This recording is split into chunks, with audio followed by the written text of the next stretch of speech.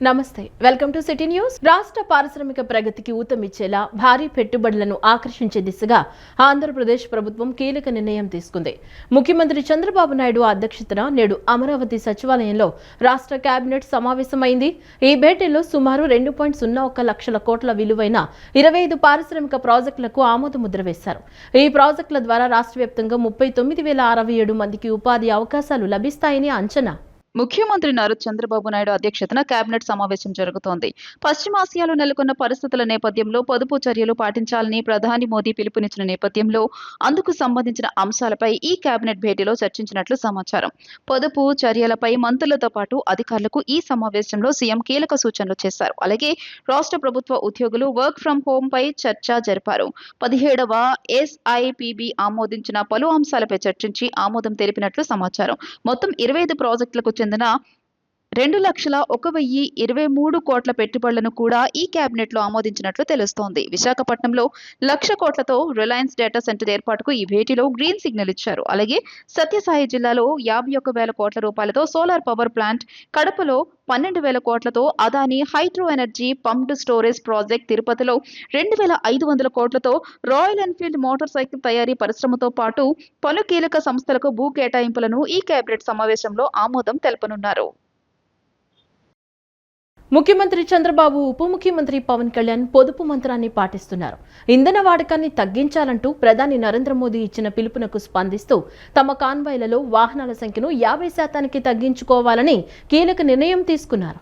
ఆంధ్రప్రదేశ్ ప్రభుత్వంలో పొదుపు మంత్రం అమలవుతున్న తీరు ఇప్పుడు రాష్ట్ర వ్యాప్తంగా చర్చనీయాంశంగా మారింది. అంతర్జాతీయ చమురు సంక్షోభం నేపథ్యంలో ప్రధాని నరేంద్ర మోదీ ఇచ్చిన పిలుపుకు స్పందిస్తూ ఏపీ మంత్రులు తమ విలాసాలను పక్కన పెట్టి సామాన్యుల తరహాలో పొదుపు చర్యలు చేపట్టారు. ముఖ్యమంత్రి చంద్రబాబు, డిప్యూటీ సీఎం పవన్ కళ్యాణ్, మంత్రి లోకేష్ ఇప్పటికే తమ భద్రత, కాన్వాయ్ విషయంలో పొదుపు పాటిస్తుండగా ఇతర మంత్రులు కూడా అదే బాటలో నడుస్తున్నారు. ఈ ఉదయం సీఎం క్యాంపు కార్యాలయంలో మంత్రి నారా లోకేష్ ఏర్పాటు చేసిన అల్పాహార విందుకు మంత్రులు హాజరయ్యారు.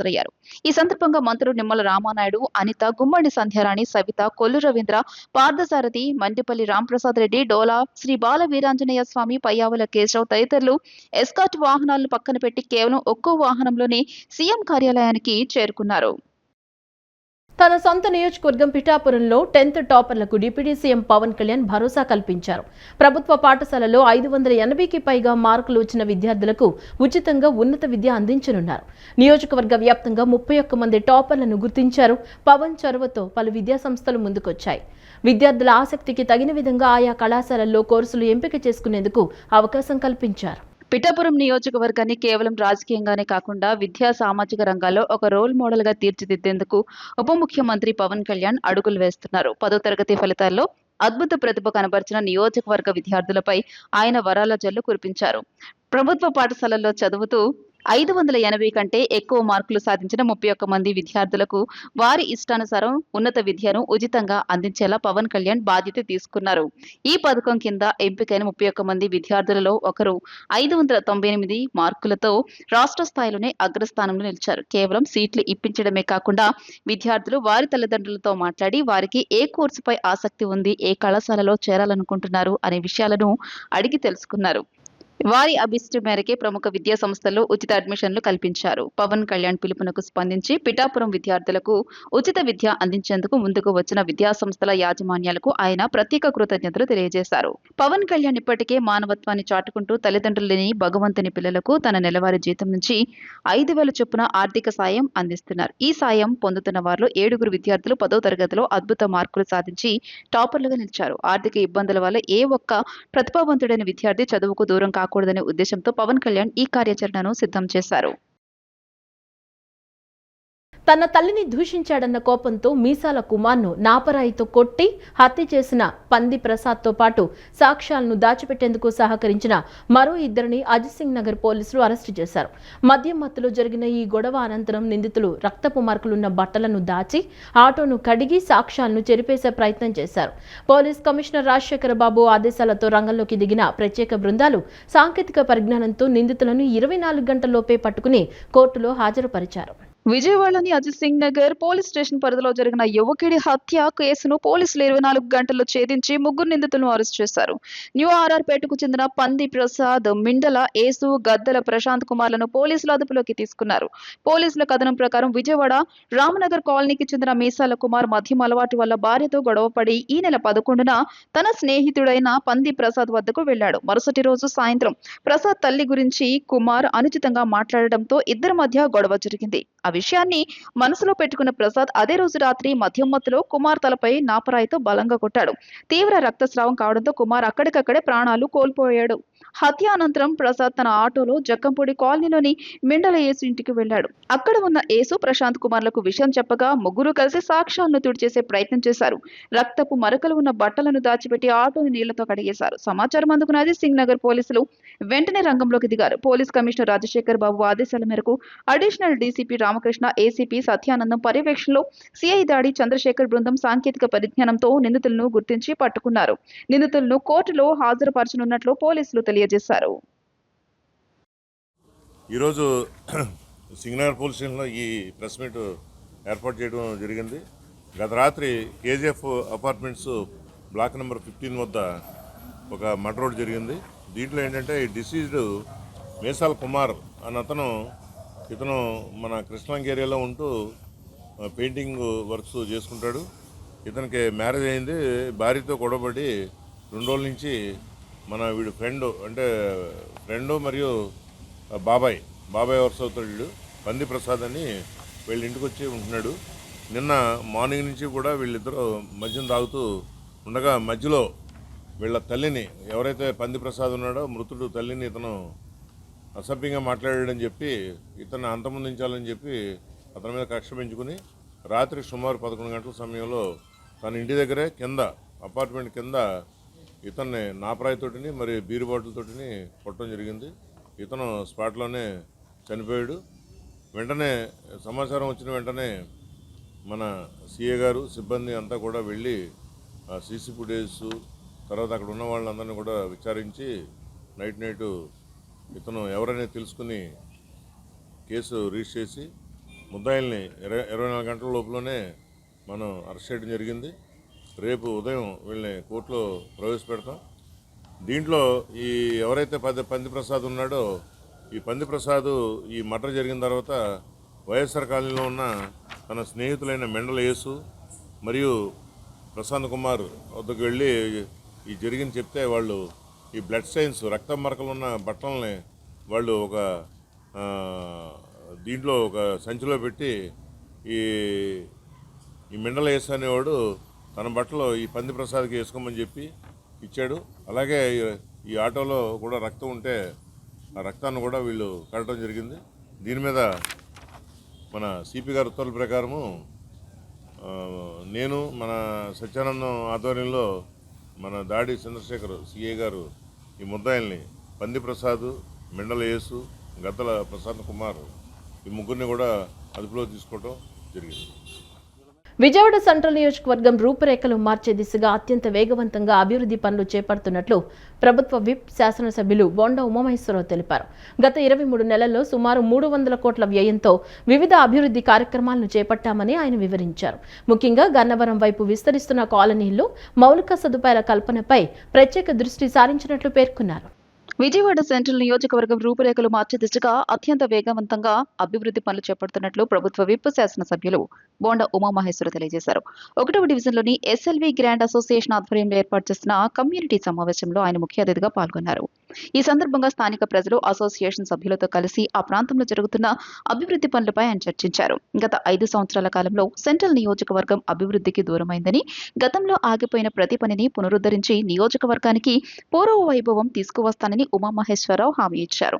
గత 23 నెలల్లో సుమారు 300 కోట్ల రూపాయల వ్యయంతో వివిధ అభివృద్ధి కార్యక్రమాలను చేపట్టామని ఆయన వివరించారు. ముఖ్యంగా గన్నవరం వైపు విస్తరిస్తున్న కాలనీల్లో మౌలిక సదుపాయాల కల్పనపై ప్రత్యేక దృష్టి సారించినట్లు పేర్కొన్నారు. చేశారు. అండర్ గ్రౌండ్ డ్రైనేజీ సమస్యలను పరిష్కరించి త్వరలోనే శంకుస్థాపన చేస్తామని, రోడ్లు, స్ట్రీట్ లైట్స్, తాగునీరు, ఆర్టీసీ బస్సు సౌకర్యం వంటి సమస్యలను వెంటనే పరిష్కరించాలని అధికారులను ఆదేశించినట్లు తెలియజేశారు. గూండాల రైల్వే స్టేషన్ సమీపంలోని 316వ నంబర్ ఆర్ఓవి పనులకు సంబంధించి టెక్నికల్ క్లియరెన్స్ పూర్తయిందని, ప్రధాని శ్రీ నరేంద్ర మోదీ చేతుల మీదుగా రాష్ట్ర వ్యాప్తంగా జరిగే శంకుస్థాపన కార్యక్రమంలో భాగంగా ఈ పనులు త్వరలోనే ప్రారంభమవుతాయని వెల్లడించారు. అమరావతితో అనుసంధానమవుతున్న శివారు ప్రాంతాల అభివృద్ధికి ప్రభుత్వం ప్రాధాన్యత ఇస్తోందని, గతంలో బెన్ సర్కిల్, కనకదుర్గమ్మ ఫ్లైఓవర్ మాదిరిగానే కీలక ప్రాజెక్టులను పూర్తి చేస్తామని ధీమా వ్యక్తం చేశారు.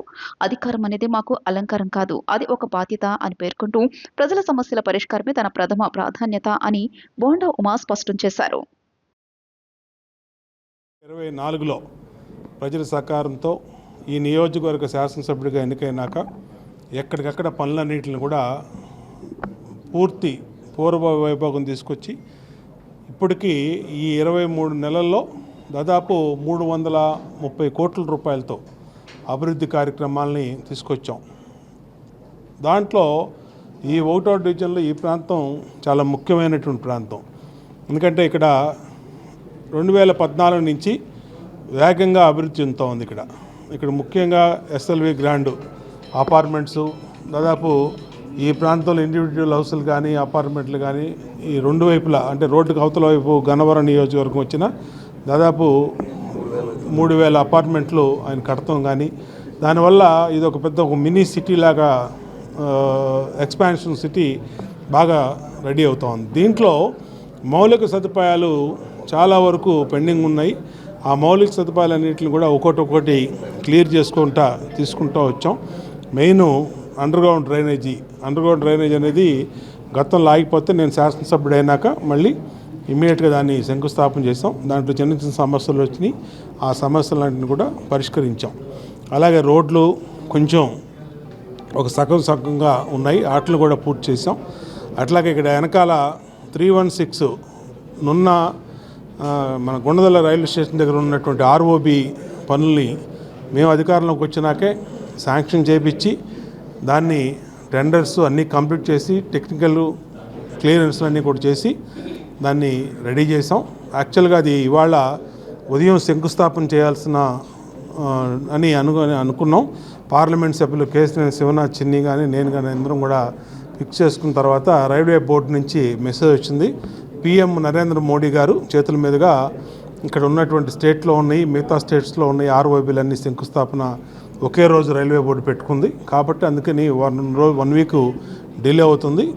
ఇచ్చిన మాట ప్రకారం ఈ 316ని శంకుస్థాపనని త్వరలోనే కంప్లీట్ చేస్తాం.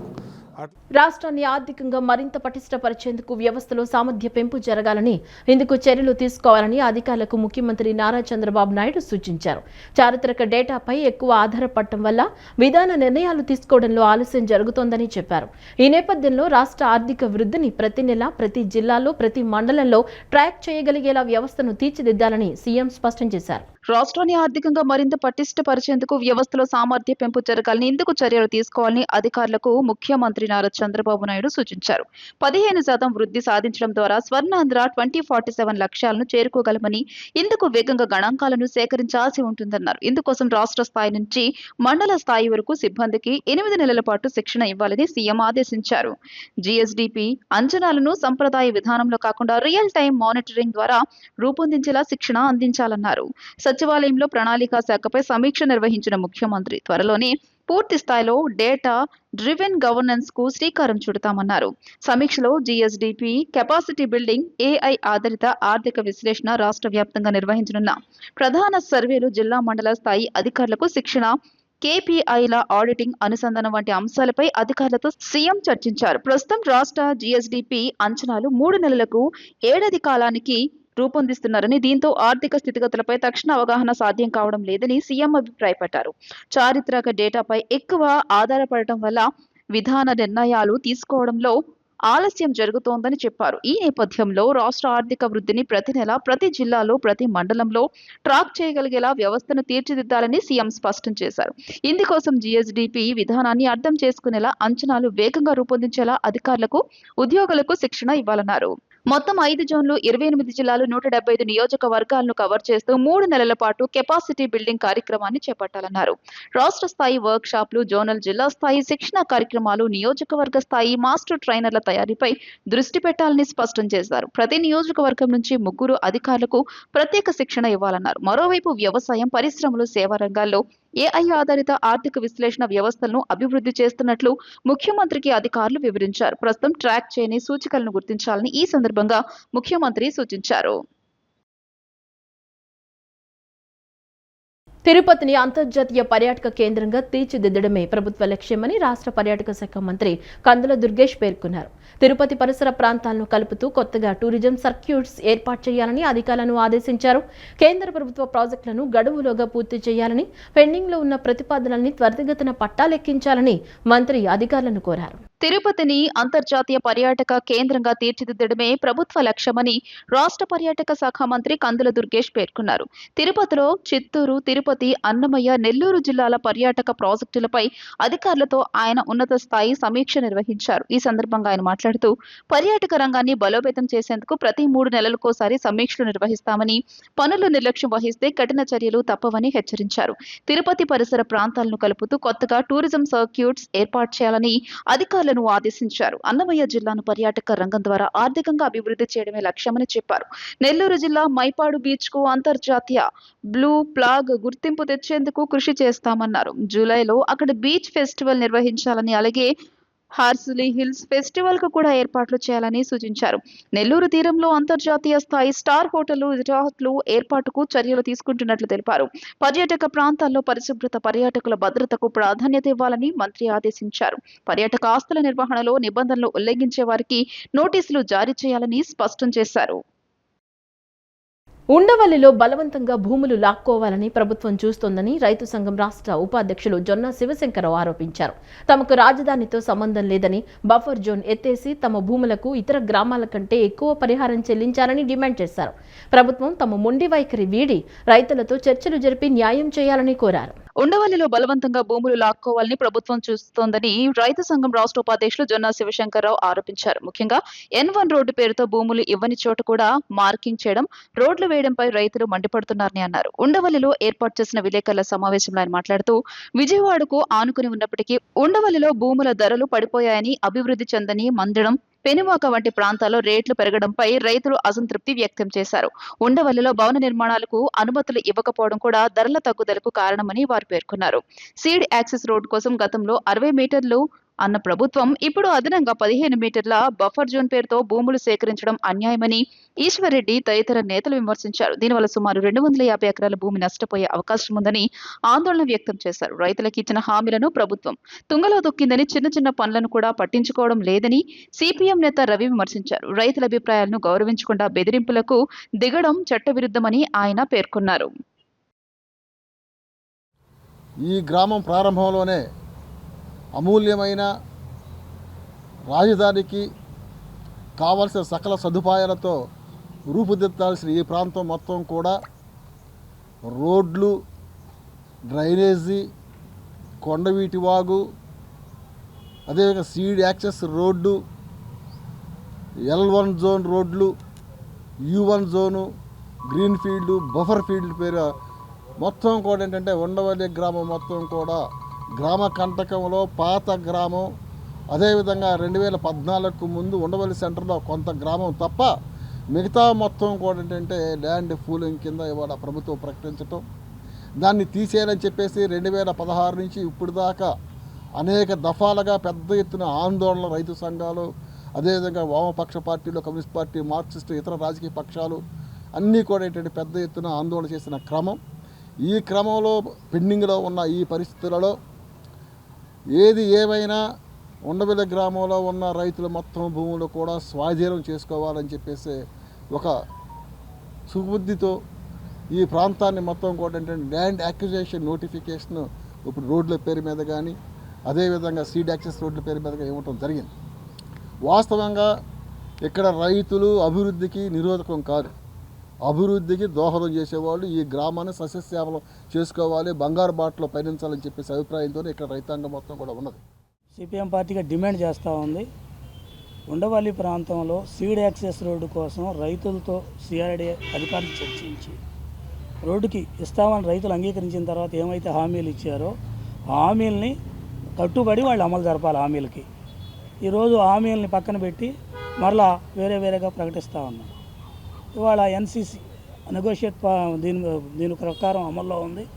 దాని ప్రకారం 1850 ఎకరాలు రాజధాని గ్రామాల్లో తీసుకోవాల్సిన అవసరం ఉందని చెప్పి సిఐడి కమిషనర్ గారు చెప్తా ఉన్నారు. దానికి సంబంధించి రైతులతో సంప్రదించి వాళ్ళ అంగీకారంతో తీసుకోవడానికి ఎవరు అభ్యంతరం చెప్పరు అని బెదిరింపులు, మేము సేకరణకి వెళ్ళిపోతాం లేకపోతే అవార్డుకి వెళ్ళిపోతాం అని చెప్పి మొత్తం అధికార యంత్రాంగం సిఆర్డీ అధికారులు బెదిరింపులకు దిగుతూ ఉన్నారు. ఇది ఏమాత్రం సరైనది కాదనేది సిపిఎం అభిప్రాయం. బుడమేరు వరద ముప్పు నుంచి విజయవాడ నగరాన్ని శాశ్వతంగా రక్షించేందుకు రాష్ట్ర ప్రభుత్వం ప్రకటించిన ఆపరేషన్ బుడమేరును యుద్ధ ప్రాతిపదికన అమలు చేయాలని సిపిఐ ఎన్టీఆర్ జిల్లా కార్యదర్శి దోనేపూడి శంకర్ డిమాండ్ చేశారు. విజయవాడ సిపిఐ కార్యాలయంలో నిర్వహించిన మీడియా సమావేశంలో ఆయన మాట్లాడుతూ 2024 ఆగస్టు 31న సంభవించిన బుడమేరు ప్రళయాన్ని నగరం ఎప్పటికీ మర్చిపోలేదని, 16 డివిజన్ల ప్రజలు 10 రోజుల పాటు నరకయాతన అనుభవించడమే కాకుండా 24 మంది ప్రాణాలు కోల్పోవడం అత్యంత బాధాకరమని ఆవేదన వ్యక్తం చేశారు. వరద సమయంలో ముఖ్యమంత్రి చంద్రబాబు నాయుడు నగరంలోనే ఉండి సహాయక చర్యలు పర్యవేక్షించి బుడమేరు ముంపునకు అడ్డుకట్ట వేస్తామని ఇచ్చిన హామీలు నేటికి కాగితాలకే పరిమితమయ్యాయని విమర్శించారు. శాంతినగర్ వద్ద గండిని పూడ్చేందుకు 35 కోట్లు మంజూరు చేసినప్పటికీ కేవలం 365 మీటర్ల రక్షణ గోడను మాత్రమే నిర్మించి పనులు మధ్యలోనే నిలిపివేయడం ప్రభుత్వ నిర్లక్ష్యానికి నిదర్శనమని శంకర్ మండిపడ్డారు. ఆపరేషన్ బుడమేరును తక్షణమే రాష్ట్ర ప్రభుత్వం అమలు చేయాలి. 2024 ఆగస్టు 31వ తేదీ కాలరాత్రి ప్రజలు మర్చిపోలేరు. విజయవాడ నగరం బుడమేరు వరద నీటితో 16 డివిజన్లు 10 రోజుల పాటు వరద నీటితో సహజీవనం చేశాయి. 24 మంది చనిపోవటం జరిగింది. లక్షలాది రూపాయల ఆస్తి నష్టం జరిగింది. ప్రజలు నిరాశలయ్యారు. గుండూరు నుంచి ప్రారంభమైనటువంటి బుడమేరు విజయవాడ నగరం మీదుగా వేలుపూరు, ఉప్పులూరు గుండా, గుడివాడ గుండా ఉప్పుగుండూరుని కొల్లేరు మీదుగా ఉప్పుగుండూరులో సముద్రంలో కలుస్తుంది. 128 కిలోమీటర్ల ప్రవాహ తీరం. అడుగడుగునా గళ్ళు పడినాయి. అడుగడుగునా పూడిగా తీసివేత చేసేటువంటి పరిస్థితి లేదు. కాబట్టి ఈ సందర్భంలో ప్రభుత్వం ఏం చర్యలు తీసుకుంది? రాష్ట్ర ముఖ్యమంత్రి గౌరవనీయులు నారా చంద్రబాబు నాయుడు గారు 10 రోజుల పాటు విజయవాడ నగరంలో ఉండి సహాయక కార్యక్రమాలు పర్యవేక్షించారు. సంతోషం.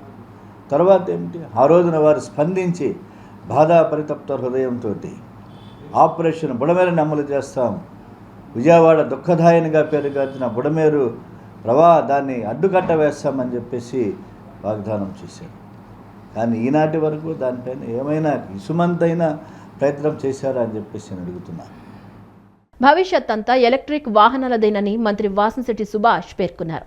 ఈ తరుణంలో సామాన్య ప్రజలకు సైతం అందుబాటులో ఉండేలా మ్యాక్ మోటార్స్ కేవలం 34,000కే ఎలక్ట్రిక్ వెహికల్ను అందించడం అభినందనీయమని కొనియాడారు.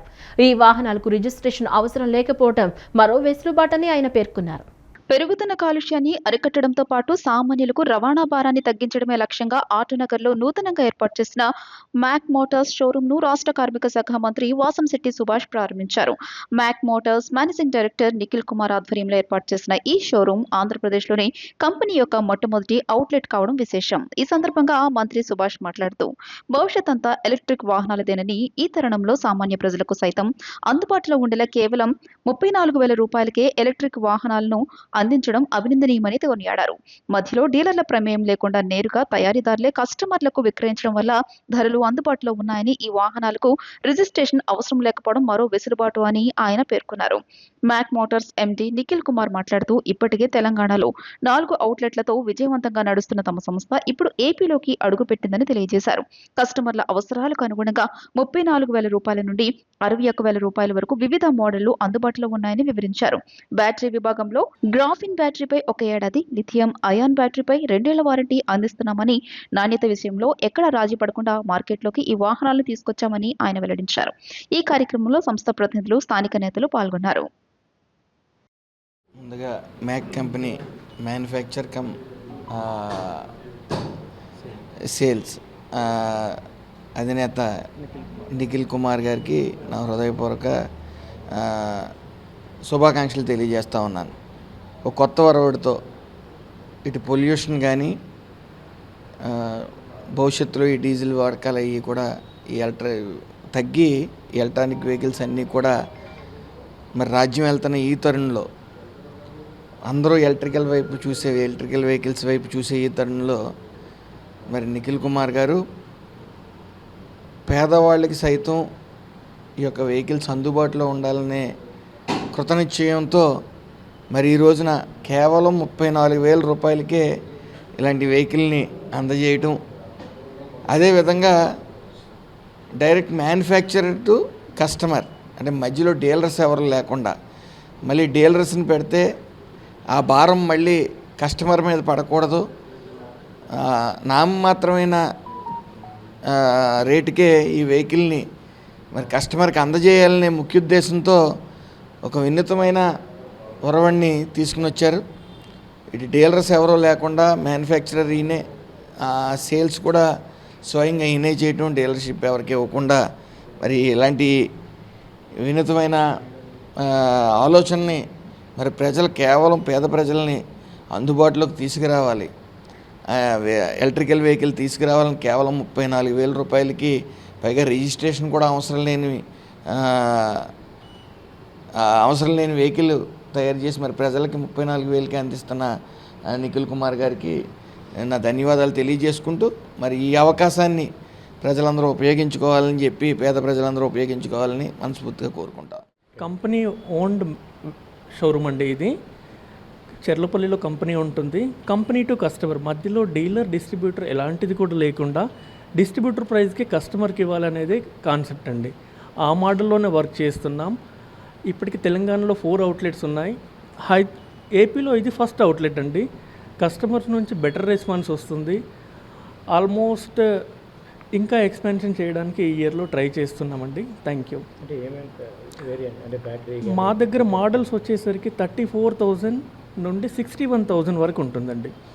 కంపేర్ టు మార్కెట్ క్వాలిటీలో బెస్ట్, ప్రైజింగ్లో కూడా బెస్ట్గా ఉంటుంది.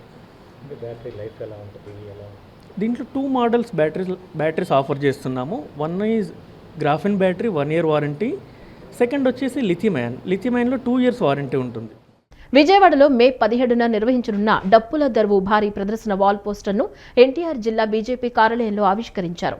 ఈ కార్యక్రమానికి కేంద్ర సామాజిక న్యాయ శాఖ మంత్రి వీరేంద్ర కుమార్ ముఖ్య అతిథిగా హాజరు కానున్నారు. జిల్లా ఎస్సీ మోర్చా అధ్యక్షులు సర్వసుద్ది రాజు అధ్యక్షతన జరిగిన ఈ కార్యక్రమంలో భాషా పరిరక్షణ అకాడమీ చైర్మన్ ఆర్.డి. విల్సన్, జిల్లా అధ్యక్షులు అడ్డూరి శ్రీరామ్, పార్టీ కార్యాలయ ఇన్ఛార్జ్ ఉప్పలపాటి శ్రీనివాసరాజు పాల్గొన్నారు. ఈ సందర్భంగా విల్సన్ మాట్లాడుతూ అణగారిన వర్గాల ఆత్మగౌరవం కోసం పోరాడిన అంబేద్కర్ ఆశయాలకు అనుగుణంగా ఈ వేడుకలు నిర్వహిస్తున్నట్లు తెలిపారు. రాష్ట్ర ఎస్సీ మోర్చా అధ్యక్షులు పనతల సురేష్ నేతృత్వంలో గత నెల రోజులుగా సాగుతున్న ఈ ఉత్సవాల్లో భాగంగా 17న జరిగే డప్పు కళాకారుల సమ్మేళనం అత్యంత ప్రతిష్టాత్మకమని పేర్కొన్నారు. డప్పు కళాకారుల సంక్షేమం కోసం వినూత్న పథకాలు అందేలా ఈ వేదిక ఉపయోగపడాలని ఆకాంక్షించారు. ప్రదర్శనను విజయవంతం చేసేందుకు కళాకారులు స్వచ్ఛందంగా తరలి రావాలని పిలుపునిచ్చారు.